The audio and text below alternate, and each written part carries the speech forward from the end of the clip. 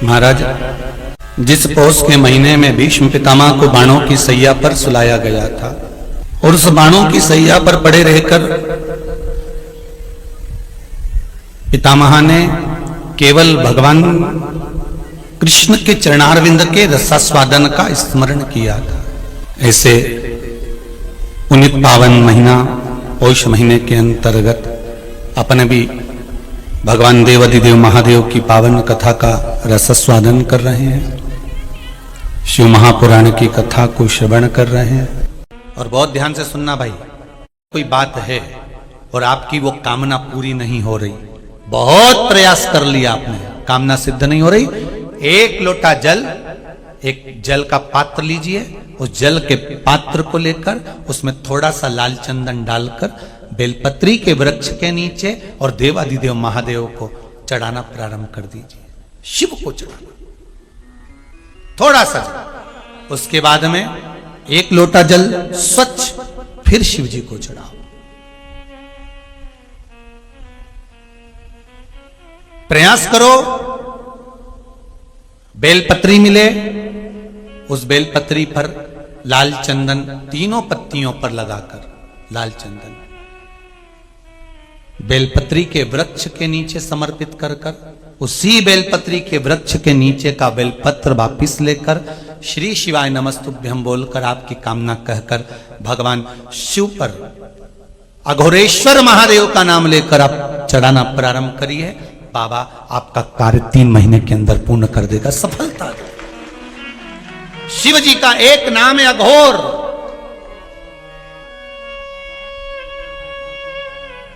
या कहीं बेलपत्र का वृक्ष है, उसके नीचे भी अगर हमने बेलपत्र समर्पित कर भगवान शिव का घोर नाम लेकर अगर बेलपत्र को ले जाकर शिव को समर्पित करा है तो उसका कार्य सिद्ध होता ही है। केवल 2 शिवलिंग है जो काले पारत के नहीं दिखते, काले पाषाण के नहीं दिखते, एक केदारनाथ जी और दूसरे सोमनाथ जी।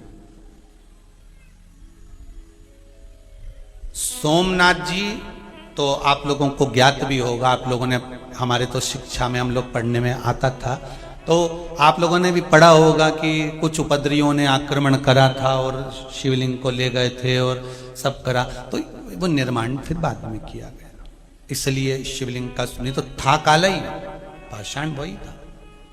और केदारेश्वर बाबा का जो शिवलिंग है वो काला पाषाण नहीं, वो तो एक स्फटिक की तरह, एक सुंदर नग की तरह चमकदार स्वरूप बाबा का है, सोने जैसी चमक।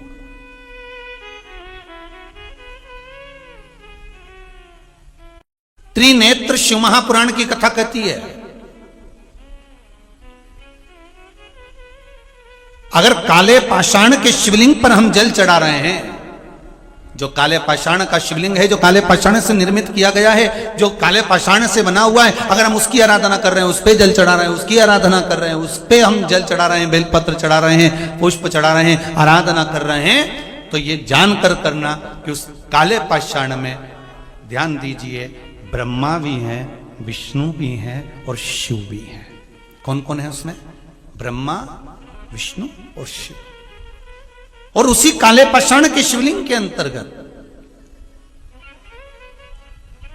महाराज ब्रह्मा अपने 4 मुख से, शिव अपने 5 मुख से और भगवान विष्णु अपने 1000 मुख से वहां पर विराजमान है। उस काले पाषाण के शिवलिंग के अंतर्गत सारे देवता, तीनों देवता अपने अपने मूल स्वरूप में, अपने आनंदित स्वरूप में 1000 मुख कर उसके अंतर्गत विराजमान है। और अगर हम कहीं सफेद शिवलिंग का दर्शन कर रहे हैं, मार्बल के शिवलिंग का दर्शन कर रहे हैं, श्वेत पाषाण के शिवलिंग का दर्शन कर रहे हैं, तो त्रिनेत्र शिव महापुराण की कथा कहती है, हम अगर उस शिवलिंग का दर्शन कर रहे हैं तो उसमें 2 स्वरूप हैं, एक मेरा औघड़दानी शिव और दूसरा है मेरी माता रानी जगत जननी जगदम्बा मां पार्वती, उस स्वरूप में विराजमान।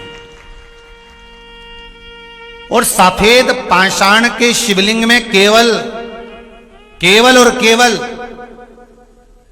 शिव और पार्वती ही नहीं, सफेद पाषाण के शिवलिंग में माता पार्वती के जितने जितने अवतार हुए हैं और जिस जिस अवतार में माता पार्वती शिव जी की हुई हैं, वो सारे स्वरूप माता के उस शिवलिंग के अंतर्गत विराजमान रहते हैं।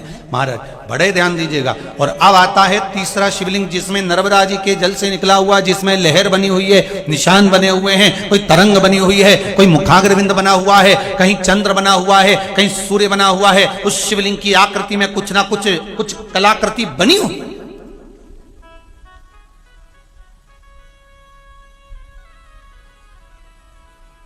नर्मदा के उस शिवलिंग का वर्णन।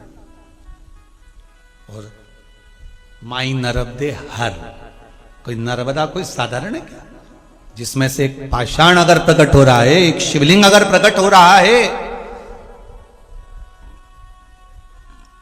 तो शिवलिंग का वर्णन किया गया। कहा इसमें शिव है, इसमें पार्वती है, और इसमें भगवान शंकर के 13 की 13 बच्चे विराजमान हैं। ये वो शिवलिंग है नर्मदा का, वो शिव संपूर्ण शिव। बहुत ध्यान देना, पहले आपको कथा में बताया गया था, पहले कथाओं में जितनी बार कथा में कहा गया था उसका भी स्मरण कर लें। हमने कहा था ये शिवलिंग है, ये जलाधारी माता पार्वती जी का हस्त कमल है। जहां से पानी नीचे गिरता है, राइट भाग गणेश, लेफ्ट भाग कार्तिकेय, बीच में जो मोटी सी लाइन है वो अशोक सुंदरी, ऊपर से जो बूंद बूंद जल गिर रहा है शंकर भगवान की 5 लड़कियां जया, विषहरा, शामरी बारी, दौतली और देव है। पर आज कथा में जो त्रिनेत्र शिव महापुराण की कथा चल रही है उसमें प्रथम बार अपन को यह संवाद श्रवण करने को मिल रहा है कि कौन से शिवलिंग का स्वरूप वर्ण, कौन सा स्वरूप किस, कोई कृष्ण वर्ण का है, कोई श्वेत वर्ण का है, तो उसका आनंद क्या, उसमें किस किस का वास है, ये हमको प्रथम बार इस कथा में श्रवण करने का सौभाग्य प्राप्त हुआ है। आपको भी और हमको, आपको भी मिल रहा है और हमको भी मिल रहा है कि कौन से शिवलिंग में कौन कौन विराज। महाराज एक शिवलिंग और होता है जिसको कहते हैं स्फटिक का शिवलिंग।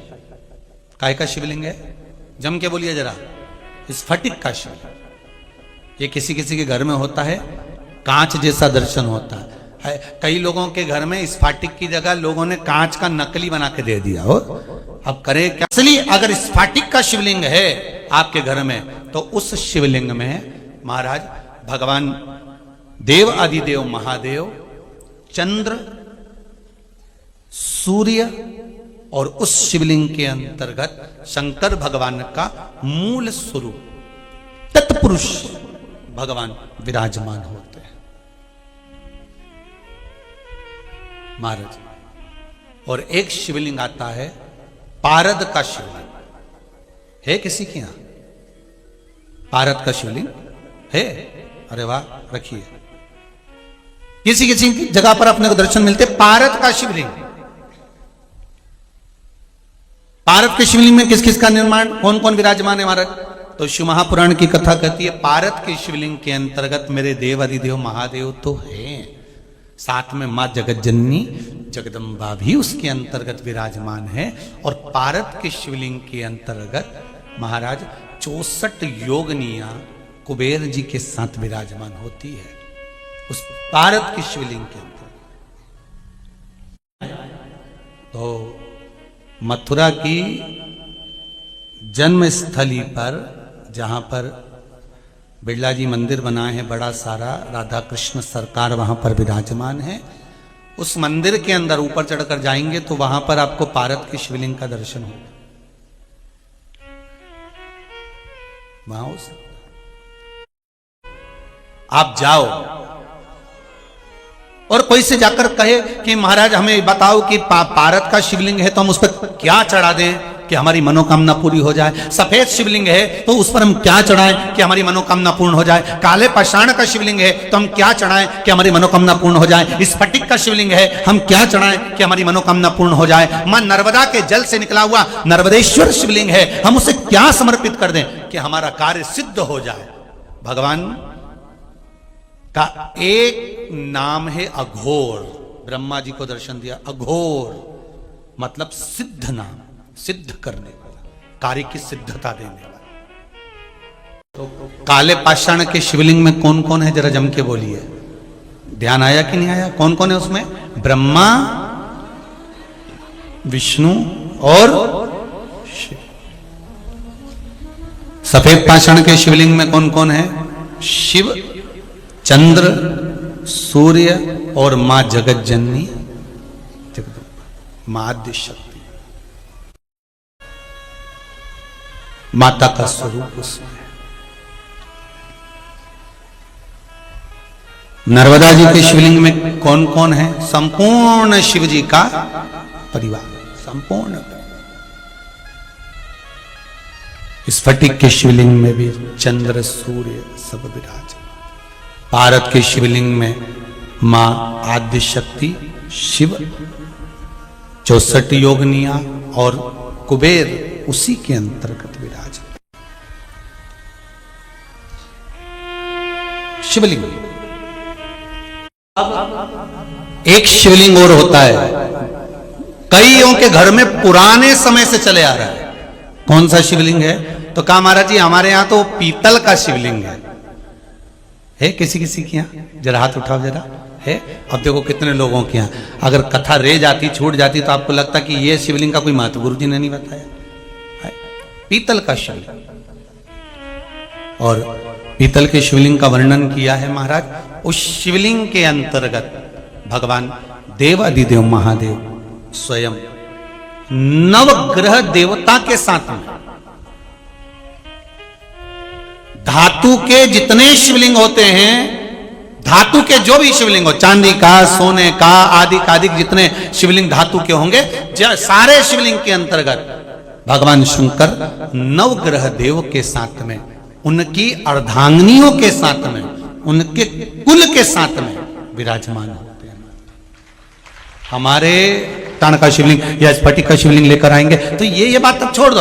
आपके घर में जो शिवलिंग है, आपके घर में जो शिवलिंग विराजमान है, आप तो उसकी आराधना करो। बहुत ध्यान देना महाराज इस कथा को।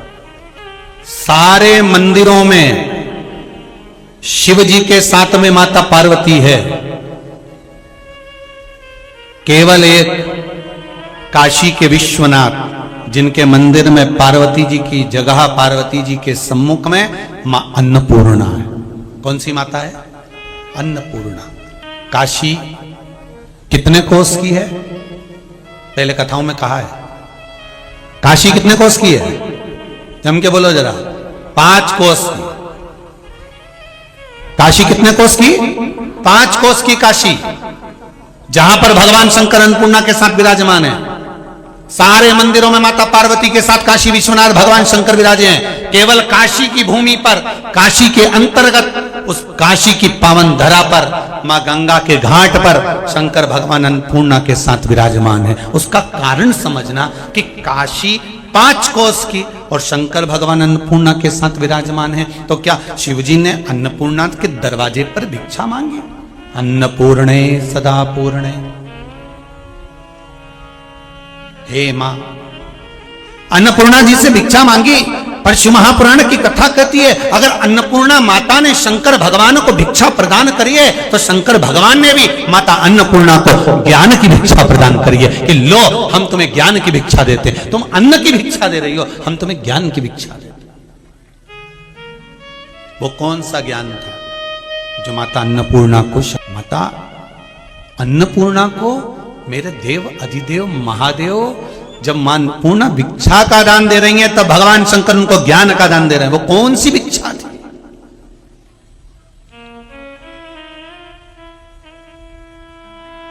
वो कौन सी भिक्षा? अन्नपूर्णे सदा पूर्णे शंकर प्राणवल्लभे, हे मां, हे मां। शिव कह रहे हैं भिक्षाम देई, पर माता अन्नपूर्णा ने भिक्षा दे दी। अन्नपूर्णा जी ने कहा बाबा रुको, आप हमें अगर कुछ दे रहे हो तो हमने सुना है जो देता है और जो लेता है, तो लेने वाला कुछ तो देकर जाता है। तो शंकर जी ने अन्नपूर्णा जी से कहा आपको क्या चाहिए वो बताओ, आपको क्या दिया जाए? आज के जमाने में अगर हम किसी भिक्षुक को, किसी भिखारी को रुपया दे दें, अब वो दरवाजे पे खड़ा है और तुमने उसको 1 रुपया दे दिया, तो उसको तो गुस्सा आ जाता है। बताओ 1 रुपया दिया, अब शब्द कह जाता है बल्कि अगर किसी को कुछ दिया जाए, किसी को तुमने रोटी दी, कम्बल दिया, सामान दिया, तो उसको क्या चाहिए कि वो तुम्हारे को आशीर्वाद देकर जाए कि भैया बहुत अच्छा करा, आपने मुझे ये दे दिया, अच्छा हुआ मैं भूखा था, आपने मुझे भोजन दे दिया, अच्छा हुआ आपने ये कर दिया। तो वो गुणगान गाए कि आपने मुझे ये दिया है, आपने मुझे ये प्रदान किया। तो शिव जी कह रहे हैं कि मांगो, क्या चाहिए। अन्नपूर्णा जी कहती हैं बाबा हमने आपको भिक्षा दी है, आप भी कुछ भिक्षा में दे दीजिए, आप भी कुछ भिक्षा दे दीजिए, क्या चाहिए बोलो बोलो क्या दिया है। तो अन्नपूर्णा महारानी ने संपूर्ण विश्व के कल्याण के लिए शिव जी से, उनके जो 5 अवतार हुए हैं, उनने जो ब्रह्मा जी से सृष्टि की प्रकरण को आगे बढ़ाने का क्रम कहा है उसको सुनना चाहा है। माता अन्नपूर्णा कर रही है, भोलेनाथ आप अपने अवतार के कारण बता दीजिए, आपके अवतार के स्वरूप बता दीजिए।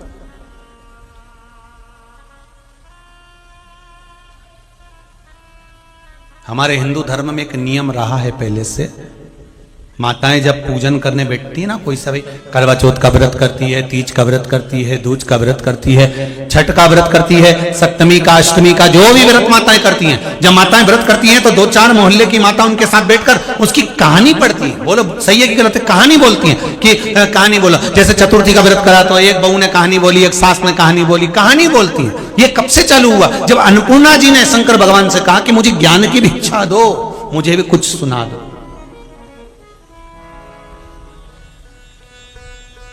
मुझे भी कुछ। शंकर अन्नपूर्णा को अपने 5 मुख की कथा कर रहे हैं। शिव जी प्रसन्न हो गए, अन्नपूर्णा मेरा वर है तुझे, प्रत्येक घर में, रसोई घर के अंदर तू सदा विराजमान रहेगी, प्रत्येक घर में तू विराजमान रहेगी। बहुत ध्यान देना इस कथा पर। शिव जी अन्नपूर्णा से कह रहे हैं तुमने मुझे भिक्षा का दान दी, मैंने तुम्हें ज्ञान का दान दिया। और सुनो अन्नपूर्णा, प्रत्येक घर में तुम रसोई घर में सदा विराजमान रहोगी। अन्नपूर्णा रसोई घर में, अन्नपूर्णा जी कह रही हैं कि मुझे स्थान क्यों दे रहे हो, रसोई घर में ही मुझे स्थान क्यों दिया। अन्नपूर्णा महारानी को रसोई घर में स्थान क्यों दिया? अब शंकर भगवान ने कहा अन्नपूर्णा जहां पर रस का भंडार होगा, पूरे परिवार के लिए जहां भोजन का निर्माण होगा, तू वहां पर बैठी रहेगी, तो जो ज्ञान मैंने तुझे दिया तू उस भोजन में वो ज्ञान प्रदान करेगी। जितने लोग ग्रहण करेंगे उनकी बुद्धि संवर जाएगी। जहां से निर्माण हुआ वहीं से बुद्धि संवार दी जाए, जहां से निर्माण हुआ है वहीं से बुद्धि। अन्नपूर्णा प्रसन्न हो गया, अन्नपूर्णा जी के हृदय में आनंद समाहित हो गया। ये प्रसंग को तुमरुका जी ने देवलोक में गा दिया। ध्यान दीजिए, यही 5 मुख के प्रसंग को तुमरुका जी ने देवलोक में गाया। और जो तुमरुका जी ने गाना चालू करा, इतने में तो देवऋषि नारद का आगमन हो गया।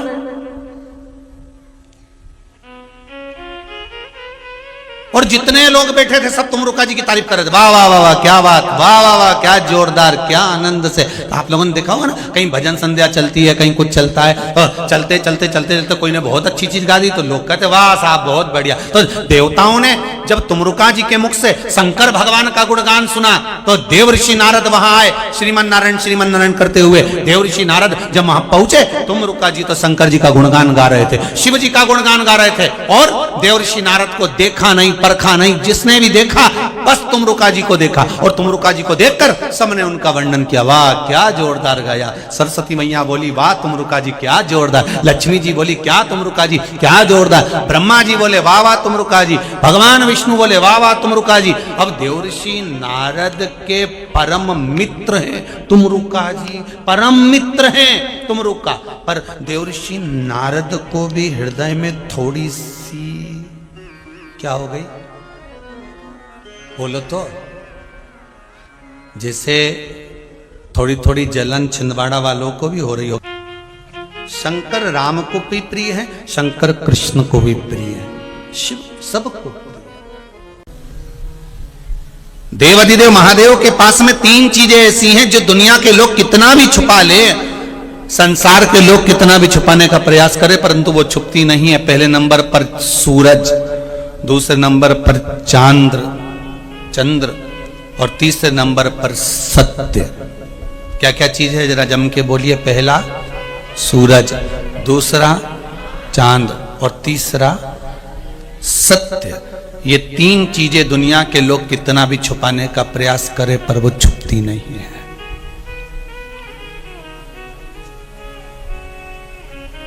सत्य को कितना भी दबा लो, सत्य को कितना भी छुपा लो, सत्य छुपेगा क्या?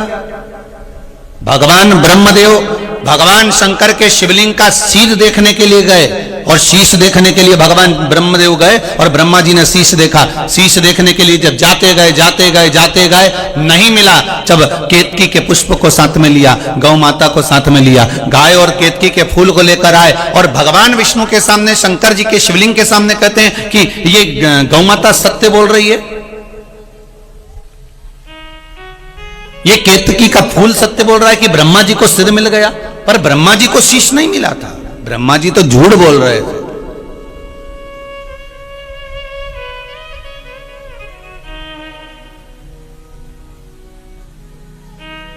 सत्य छुपता नहीं है।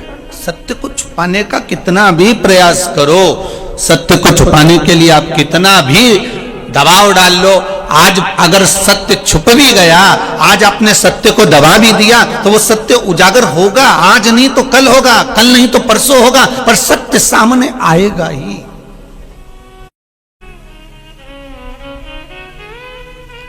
सूरज की किरणों को कितना भी छुपाने का प्रयास कर लो, सूरज की किरणों को कितना भी दबाने का प्रयास कर लो, पर वो सूरज की किरणें कितना भी दबाना पर उसकी किरण प्राप्त होगी जरूर।